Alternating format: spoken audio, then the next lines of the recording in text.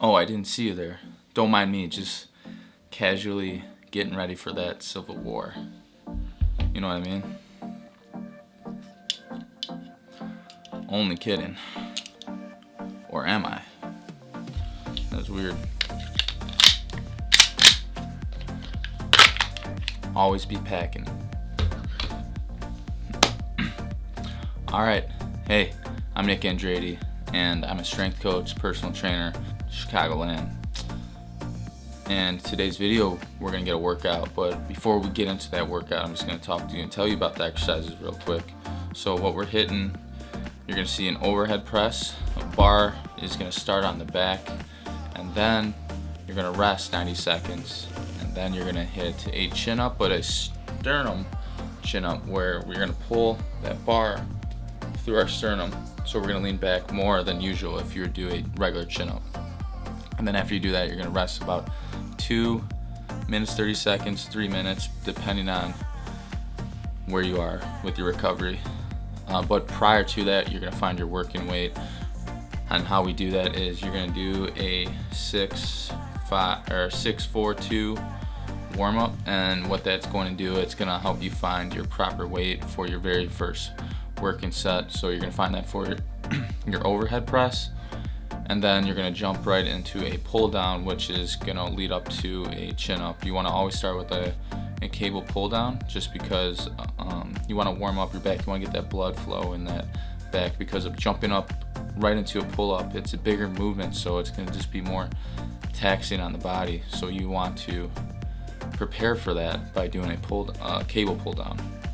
So that's what we did there, which you're going to see. And then after you do that, we're gonna jump into 3 exercises.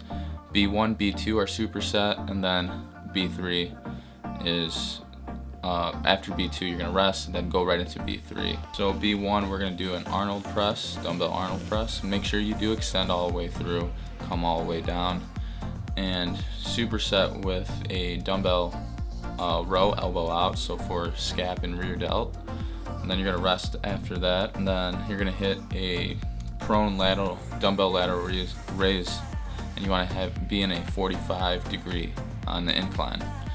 But before all that, we're gonna talk about, just real quick, just tempo. So tempo, where you see the numbers in the parentheses started from left to right. The first number in the parentheses, that's the lowering part of the exercise. So that's the lengthening of the muscle fiber. It's getting in a stretch position. And then the number after that one, which is a 0, it's going to be a isometric pause.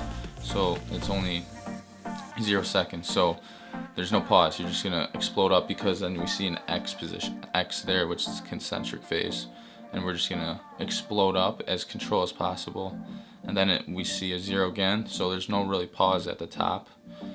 So you're going to begin go into another rep right away. Hold on, I got to change the battery real quick. Camera is dying, unfortunately. Alright, sorry, camera died. You know, things in electronics these days just die easily. Like, you know, your cell phone, charging it right now, 26%. Like, these things, we pay so much money for them, and you'd think that the battery would be really good. But that's not the case. Even for my camera, I got 3 batteries on tap, but still isn't enough, unfortunately. Alright, so we were talking about tempo, we were talking about working from left to right, and those 4 numbers are super important, and you could always play around with them. The numbers you're going to see, though, and now I'm looking at my phone, you're seeing a lot of 40x0, 4010, or 3010. For the dumbbell row, elbow out, you're going to see a 3210, meaning when you perform the movement at the isometric pause, where you're holding the dumbbell close to your armpit, that's going to be 2-second hold. That's an isometric pause right there. In the concentric, that's in the, not the stretch position, that's the, can't think right now. Anyway, you get what I'm saying. And then when you lower it, it's 3 seconds down. So that one's a little bit harder. Make sure that you do pick a weight that you could do for control. 3 second down, 2 second pause at the top. Again, try these tempos because it's going to be a game changer with you and your workouts. A lot of people don't talk about tempo, but tempo, a lot of benefits behind it.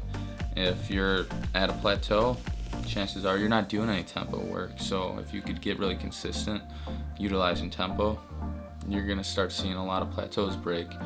And pay attention to it. Like for your first exercise, 2 exercises, those should be your main priorities. They're your big movements. They're movements that you want to really focus on, and those movements are going to tell you what you need to work on. So the movements underneath that will work towards that bigger movement. So if that makes sense. So yeah, back to tempo. Try it for the first 2 exercises. So if you haven't done it before, so you could get used to it. I know when as a trainer, I just don't give my clients tempo work the whole time. I give like the first 2 or 3 exercises tempo, so they build that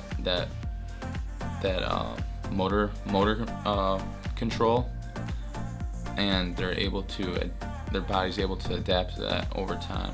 So if you're not used to it, it's okay. Don't get frustrated, but be reasonable about it. Pick exercises that you know that you're able to do it for. Weight's gonna be totally different, and that's okay, because it's gonna humble the hell out of you. And it did to me, and it did to a lot of my clients, but they don't go back to a different training style after this. So for your first 2 exercises, whatever they are, try this tempo. We got a 3-0 x0 or a 4-0 x0.